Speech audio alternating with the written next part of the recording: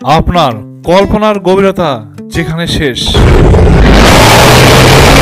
কথার রাজ্যে এক যুবকের দুঃসাহসিক অভিযাত্রা সেখানে শুরু, যার বিপদ আর মৃত্যু নিত্যদিনের সঙ্গী।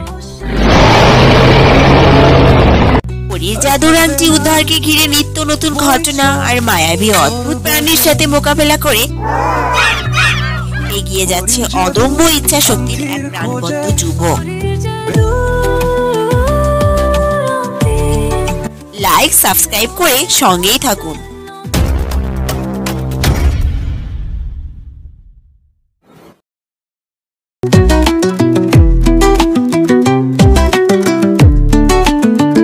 পরীর জাদুর আংটির খুঁজে বের হয়েছি সব বুঝে, আর হবে না দেরি, খুঁজে পাবো তাড়াতাড়ি পরীর জাদু। জীবনে আসবে নতুন রোশনি।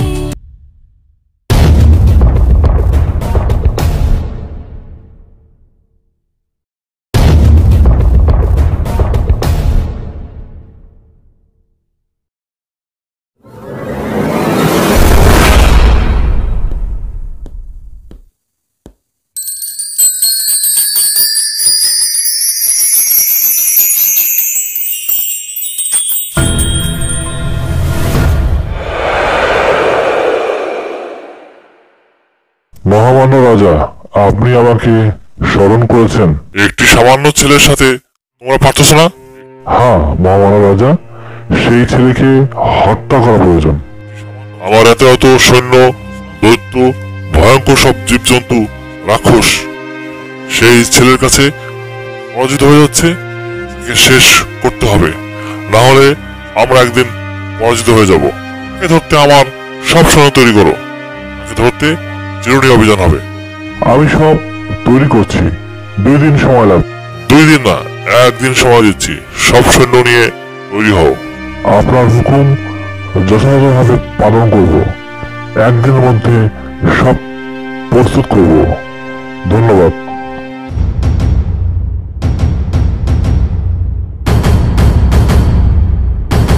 সাগর, তুমি যেহেতু একজনকে হত্যা করেছ, রাজা প্রতিশোধ নিতে তার রাজ্যের সব সৈন্যকে ব্যবহার করবে। এখন আমাদের হাতে বেশি সময় নেই, আমাদের বেশি সময় নেওয়া যাবে না।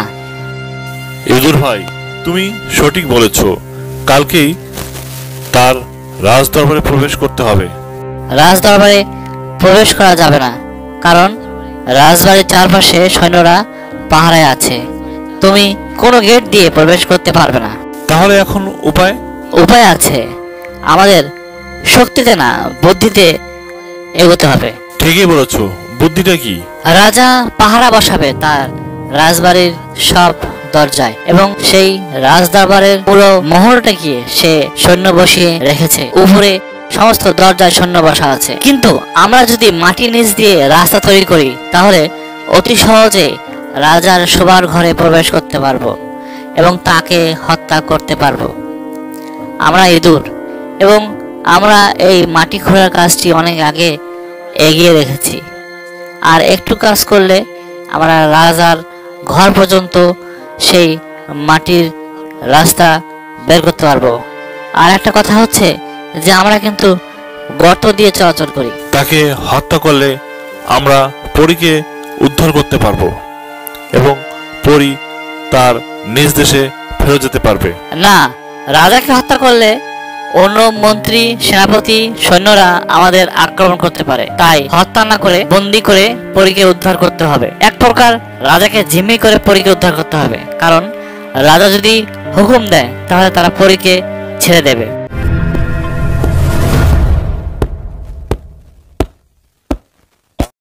এই পরি, এখন সময় আছে, বলো সেই জাদু আংটি কই?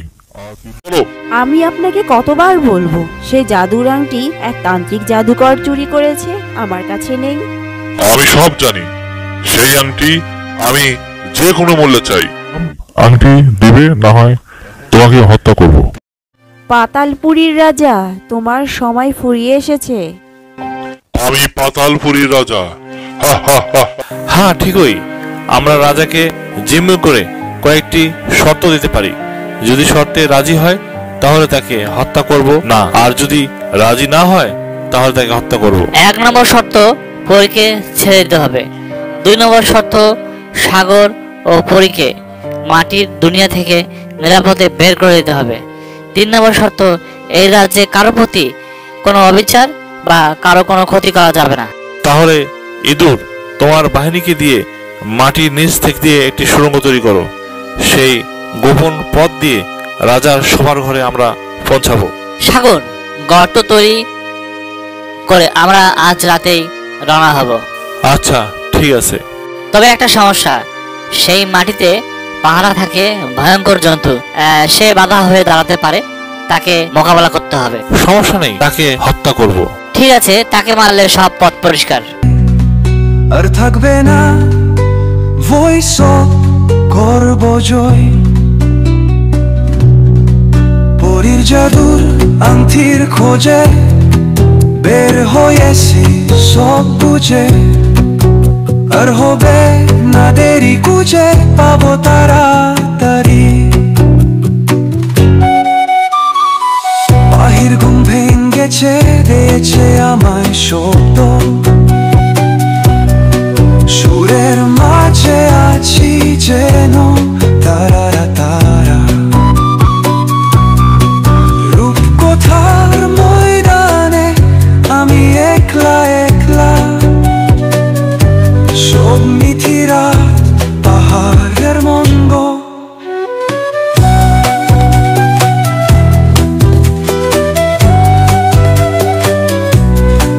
পরীর জাদুর আংটি দেখেছে স্বপ্নের এই দিনে, সংসার কিছু হবে না, এতটা পথ হাঁটছি, এর শেষ কোথায়? এই পথ দিয়ে মনে হয় বের হতে পারবো। একলা পথ চলতে হবে, এই পথ দিয়ে মনে হয় বের হতে পারবো। পরীর জাদুর আংটি তারা পাবে ও ছড়ে।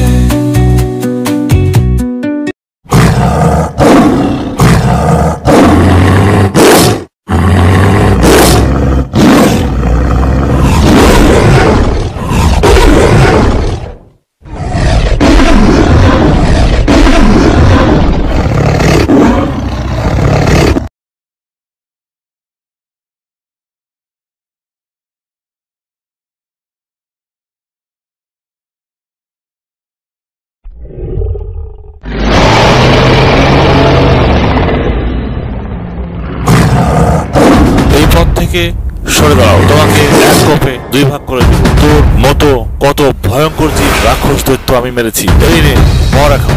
দিলাম একটা কোপ।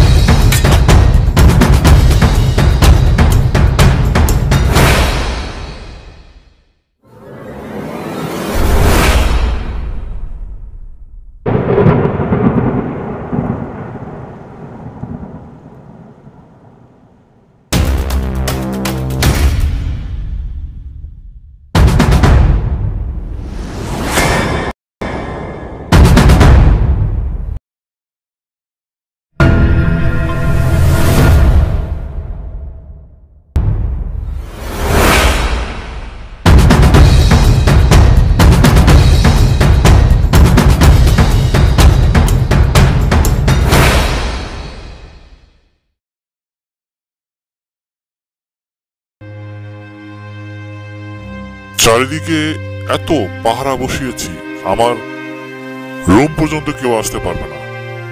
রাত অনেক হয়েছে, এখন একটু ঘুমিয়ে নেই, কাল ছেলেটির লাশ দেখতে পারবো।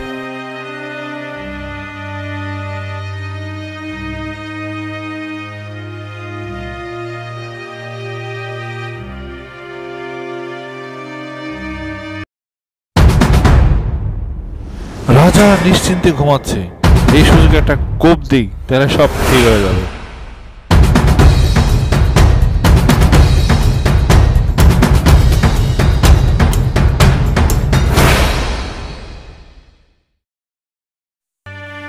নিশ্চিন্তে ঘুমাচ্ছে রাজা, কি খাট রে বাবা, মূর্তি দিয়ে পায়া তৈরি করেছে, মশারি স্টানাও দেখছি নারী মূর্তি, রাজা বলে কথা। আমাকে মেরো না, তুমি আমাকে ছেড়ে দাও, আমাকে মেরো না, আমাকে ছেড়ে দাও, এই ছেলে আমাকে ছেড়ে দাও। 3 শর্তে আমি আপনাকে হত্যা করব না। আমি তোমার সব শর্তে রাজি, কিন্তু আমাকে মেরো না, আমাকে ছেড়ে দাও। শর্তগুলো না শুনেই রাজি হয়ে গেছেন?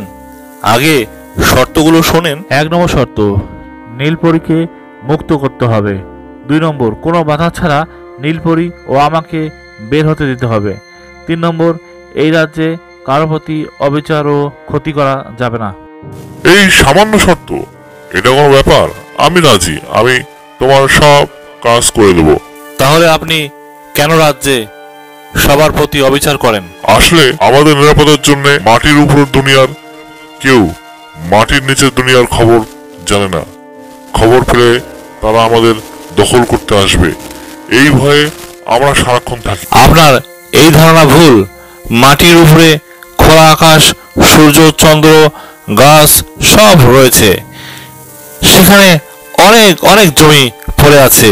সেগুলো বাদ দিয়ে এই উপরের মানুষ আমাদের এই দুনিয়া আসবে না। তুমি সত্যি বলতেছো আসবে না?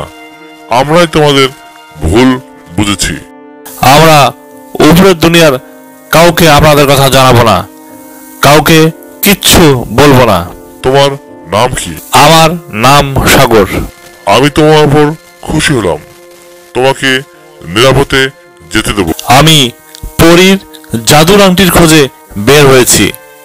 তার কাছে জাদুর আংটি নেই। সেই আংটি মাটির উপরের দুনিয়ার এক তান্ত্রিক জাদুকর নিয়েছে। তাকে খুঁজতে আমি বের হয়েছি। সেই আংটি পেলে নীলপরী তার নিজ রাজ্যে ফেরত যেতে পারবে। আমি কথা দিয়েছি নীলপরীকে। দুষ্টতান্ত্রিক জাদুকরের হাত থেকে সেই আংটি উদ্ধার করব। সেই জাদুকর এক বৃদ্ধের সন্তানকে গোলাম বানিয়ে রেখেছে। তাকেও আমি কথা দিয়েছি আপনার ছেলেকে উদ্ধার করব। কি বলো? তাহলে এতদিন নীলপরী সত্যি বলেছে যে সে বলেছিল জাদুর আংটি আমার কাছে নেই। আমি বিশ্বাস করিনি, এখন বিশ্বাস করলাম। কথা দিলাম সেই আংটি উদ্ধারে আমি তোমাদের সাহায্য করব। ধন্যবাদ। আপনার সহযোগিতা প্রয়োজন পড়বে না। যদি সাহায্যের প্রয়োজন হয় আমি জানাবো। এখন আপনি নীলপরীকে ছেড়ে দিন, আমাদের মাটির উপরের দুনিয়ায় রেখে আসবেন।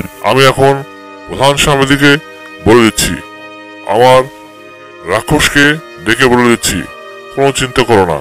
যতটা ভয়ঙ্কর আপনাকে মনে করেছিলাম আপনি ততটা ভয়ঙ্কর না। আসলে আপনি নিজ রাজ্য রক্ষায় এমন অত্যাচারী হয়ে গেছেন। আমি প্রয়োজনীয় ব্যবস্থা নিচ্ছি, তুমি কোনো চিন্তা করো না।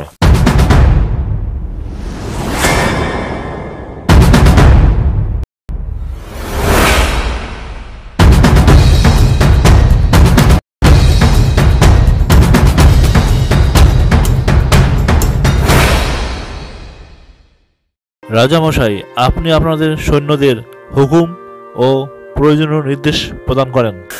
এই আমার সৈন্যরা, তোমরা ফিরে যাও আর নীলপরীকে ছেড়ে দাও, এটা আমার আদেশ। সাগর, ধন্যবাদ আমাকে উদ্ধার করার জন্য। ধন্যবাদ আমাকে না, ইঁদুর ভাইকে দাও। সে না থাকলে আমি আপনাকে উদ্ধারে করতে পারতাম না। এটা আমি দায়িত্ব পালন করেছি মাত্র, ন্যায়ের পক্ষে আমরা। ইঁদুর ভাই, আমাদের এখন যেতে হবে, বেশি সময় নেই। নীলপরী আংটি উদ্ধার করতে হবে। এই একই পদ্ধতিতে আমরা সেই তান্ত্রিককে পরাজিত করব। আমরা সেখানেও তোমাকে সাহায্য করব। 4টি বটগাছের পর সেই তান্ত্রিক জাদুঘরের বাসস্থান, সেখানে সে থাকে। আমি এমনটাই জেনেছি। আমাকে একসঙ্গে লাগানো 4টি বটগাছ সেই গভীর জঙ্গলে খুঁজতে হবে, বের হতে হবে। সেই তান্ত্রিক জাদুঘরের খোঁজ পেলে আমাদের জানাবা। আমরা সেই তান্ত্রিক জাদুঘরের বাসভবন পর্যন্ত মাটির নিচ দিয়ে গর্ত করে দেব। এবার তান্ত্রিক জাদুঘরের পালা। তাহলে আমি শীঘ্রই জাদুর আংটি ফিরে পাবো, আর তখনই আমাদের রাজ্যে যেতে পারবো। এবার আর দেরি হবে না, পরীর জাদুর আংটি আমরা উদ্ধার করবই এবং সাগর তুমি উদ্ধার করতে পারবা এবং পরী তার নিজ দেশে ফেরত যেতে পারবে। লাইক সাবস্ক্রাইব করে পরবর্তী পর্ব দেখার জন্য আমাদের সঙ্গেই থাকুন। সবাইকে ধন্যবাদ।